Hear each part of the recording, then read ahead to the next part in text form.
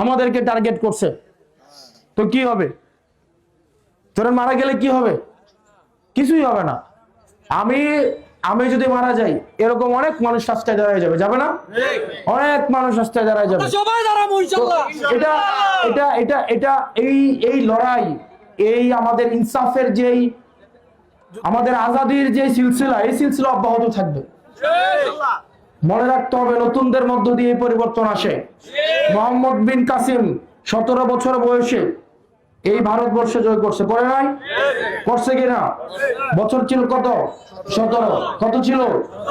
মুরব্বী যারা আছে তাদের চিন্তা পশ্চাৎপদ, তারা হচ্ছে সবসময় দায়বদ্ধতার জায়গা থেকে ভাবে তাদের অনেক লাইবিলিটি আছে, আছে কিনা? আছে কিনা? আর আমরা হচ্ছে কি মরে যাব, শেষ। উপরে হচ্ছে আল্লাহ, নিচে হচ্ছেন আপনারা। আর আমাদের উপরে যাদের সম্পর্ক হবে, ভারতের সাথে আমাদের সম্পর্ক হবে ন্যায্যতার ভিত্তিতে।